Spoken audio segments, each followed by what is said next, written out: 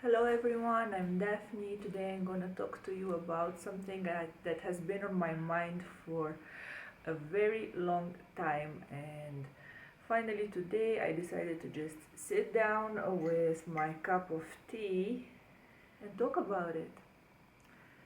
The thing is, you know, having these long nails, oftentimes I've been called a witch. Like, people think that's the funniest thing they can say about me. Ha ha ha ha, you look like a witch. Up to this point, I don't even mind anymore. It's all the same to me. I let people believe whatever they want to believe. It doesn't really matter anymore. It is my choice to wear these nails. If they're associated with witches, so be it. But recently, I got an email, and the content of the email was super funny. Basically, it said something along the lines of, are you tired of having bad luck? The cause of it is that there's a curse on you, and I can lift it if you pay me $35. And I will give you a mega blessing that's gonna help solve all your problems. And that made me laugh so much, and I even made print screens and I posted them on my Instagram at Cosmetic Snob. And I asked you guys if you received the same email, and 30% of the people who answered had received it indeed. It's a very creative way to make money, and it's a scam. Don't fall for it. No, there is not a thing like curses. Surprise. If you're looking for the root cause of a problem in your life, if you see repetitive behaviors, perhaps you might consult a psychologist. Perhaps you might analyze together with that person your life. And even though that's a lot of money, also, I can assure you, you will find out things about yourself, and it won't be a scam. But talking about witch scams, this happened, I think, 9 years ago or 8 years ago. So around 2013, that is 6 years ago, right? Because now it's 2019. Back then I was living in Holland with my husband, and we had just moved to a house from an apartment. We wanted more space, we had 2 cats, and I needed someone to help me clean the house because, of course, when you have long nails, cleaning the house is possible, but I do need help with it. Like, I cannot wipe all the windows and all the corners and stuff like that. So we posted an ad that we were looking for a cleaning lady, and there was a special website for cleaning ladies. And this woman answers our ad. We talk about pricing, we talk about where we live, and we agree that she should come over and check out the house before we decide anything. The first thing that happened is that she asked me if I could meet her somewhere close to a supermarket and drive in my car, because she was coming with a bike. That's super common in Holland. And she couldn't really find my address. That was super common in the case of my address, because it was a newly built area that wasn't even mapped at that point in time. So I accepted, I agreed to meet her, I went there, and to my great surprise, I recognized her. This was a woman who I had met in Dutch class when I was learning the Dutch language in The Hague. I went for 6 months for 2 consecutive years in order to get my degree as a Dutch speaker. And I knew that this lady was from South Africa, she was white, and that she was a doctor. That's what people said about her there in class. At the moment that I was studying, she was just coming and going, and I think I saw her once or twice, because her studies were kind of finished while I was still studying. And you know that the South African language is derived from Dutch, so it's quite similar but a bit simpler. So for people coming from that country, it's much easier to learn Dutch than it is for someone like me. So I recognized her, and I told her the moment she got inside my car, I already said, I know you from Dutch class. And she said, yes, I know you too, I remember your nails. Okay, so in that moment already I was thinking, I have to be polite with this person and I have to pretend like I am considering hiring her because I am biased already. I'm not gonna hire someone that I know from class because I don't want her to gossip about me. I just don't like stuff like that. And we went to my house. I invited her in. My husband was at home also. It was a Saturday, I think. He came downstairs, I introduced them, blah blah blah. And then I asked her if she wanted a coffee. She accepted. And as she sat down on my dining table to have coffee, I was serving her. And at a certain point, she asks me, "When is your birthday? I want to do your astrogram," I think it's called. Something to do with the horoscope regarding the star signs. I don't believe in anything like that, so I told her when my birthday was, 21st of December, and then she asked me the year, she asked me where I was born, and then she said, "I need to calculate something for you, but I don't have my phone, like where is my phone in my bag?" And that moment, in order to test her, I just stood up and I went and I got her bag. She did not move. Basically, this person came under the pretext of working for me as a cleaning lady. And the first two things she did were bossing me around. This just strengthened my decision not to hire her. And then we sat down and she calculated something and she said that I am destined for big things in life, and yeah, of course. I was already very amused. Probably she thought I was very much into what she was saying. And then she started fishing, asking, "I feel a tension in your house. Did anything unpleasant happen recently?" I said, "Yeah, my husband's mother died last year around this time. We're still sad about it. We are grieving over her." And then she looked at my husband and she said, "She's still here in the room." And she says, "Hi." At that point, my husband, who is the agnostic and the non-believer, just turned around and left. He went upstairs, and then she continued talking to me as she was biting from an apple that she had in her bag. And why I still remember that scene with the apple was because the woman had very distant teeth and very small. Basically, it was I could see white hole, like as opposite to my teeth, which are very close to each other. It was fascinating to see how she was nibbling on the apple, but what was even more fascinating was the fact that she was taking every piece of apple by breaking it off with her fingers from the apple. She wasn't biting into it. That was a very unusual way of eating an apple, and I just could not stop staring.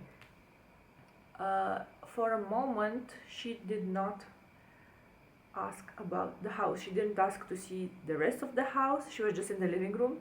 She didn't ask how I prefer her to clean. She didn't ask about cleaning supplies. She didn't ask whether I would be giving her a meal or a lunch break. No discussions were made regarding the cleaning of my house. All the discussion turned to me and my husband and the relationship between us. From a total stranger, yes, someone that I had seen in passing a few times, not a person that I was friends with, not someone I was gonna confess things to.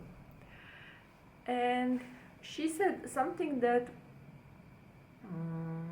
we should go to my husband's mother's burial place and bring some flowers because she will help us succeed in whatever we wanted in life. I was like, yeah, okay, strange. And then suddenly she started inviting us to a party. She asked, "What are you doing next weekend?" And luckily enough, on that weekend, we were supposed to go to a party with some friends. So we said, "We have a party to go to." "Ah, what a pity. I wanted to invite you to join me and some of my friends in a party. We have a potluck type of event. Everybody brings a meal and we share meals and we sing and we dance around the fire. Now, if you don't know about the climate in Holland, it is pretty cold during winters and during summers as well. Basically, it's kind of the same temperature all over and cloudy. So, for me, the idea of dancing outside around the fire just hit me as sort of a primal thing, something that people would have done when they lived in caves. And we no longer do that. Now we have television and LCD screens and lights, and I don't need to dance around the fire, basically. I'm not that type of person. And I was already starting to get a bit of a strange vibe from this person. So if you've been following me for a while, you know how often I talk about being an INFJ according to the MBTI typing, which means that I am an empath. I can feel people. Before reading them, before talking to them, I can feel the intentions of people just in my what is called gut. And I told from the beginning, I had a weird sensation and I was not going to hire this woman, but I just played along her game because I am fascinated with people who try to scam others, and I'm fascinated with studying how far people will go to get their goal. This has brought me in quite a bit of trouble because of my inquisitive nature. So if you're fascinated, you better listen to a story and don't let things happen to you. And yeah, so I declined her invitation. And then she said, she grabbed my hand and she looked me in the eye and she said, I feel that I'm not going to clean your house. And I started laughing and I said, indeed you're not. I'm not going to hire you for that. I just said it to her face like that. And she replied, of course you're not, because we are destined to do better things together. I think you and I are going to be very close, and I think we're going to be very good friends. Is that so? If you say so. She didn't leave my house until she secured a meeting. She basically invited herself to my house on Wednesday the following week for coffee and to talk about my future. Even though my speculative nature was just waiting to see what she's gonna do, a part of me was feeling warm and fuzzy and a bit tingly about her. I was beginning to feel like I was in the company of a very close friend. And me as an introvert, I can tell you that my close friends are my friends that I've had since I was 10 or 12. I don't easily make friends. I could appear friendly, but I am very skeptical and I don't trust people. So for me to feel so warm and fuzzy about a total stranger, I knew there was something wrong.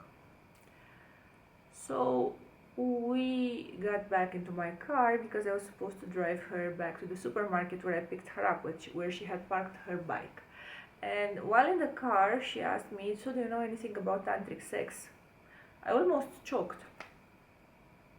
No, I pretended. What's that? She said, I have a book for you. I'm going to bring it to you next time we meet. Because you know your husband is older than you and probably you need something like that. A total stranger inquiring or making allusions about my private life, about what goes on between me and my husband in my car, and insinuating that I would need her help with that.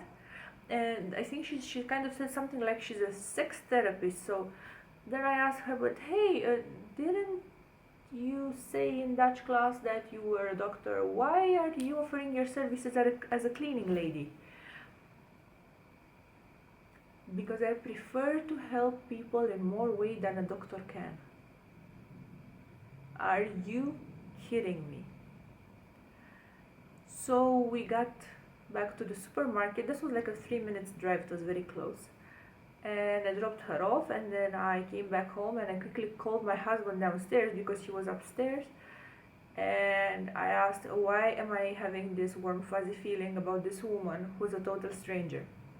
And he said, I don't know why, but the moment she started giving me bullshit about my mother's spirit being present in the room, you knew I had to go away, because it's just not like me to believe. I think this person is a scam artist, and I think that she uses this website to get into people's homes, because people who hire a cleaning lady are supposed to have a bit of disposable income. And I think her whole scam has something to do with asking people for money, befriending them, appearing to help them, and asking people for money in exchange for her services of helping. And the fuzzy feeling went away after 2 or 3 hours, and even though my rational mind tried to explain it, I still could not believe that I let myself fall for this. And I was wondering how to get rid of her, because she had invited herself to my home and she knew where I lived. So this was not someone that I could just skip, because she knew where I lived, and I was already picturing all sorts of chicken feathers around my house, or curses or stuff like that, and I was basically making myself agitated over nothing. And the next day, as I said, we went to that party and I told all my friends about it, and yeah, everybody agreed that she must have wanted some kind of money. And then I kind of calmed down, because everybody told me to just block her, shut her off, don't talk to her. So Wednesday came, and she called me several times. I didn't pick up.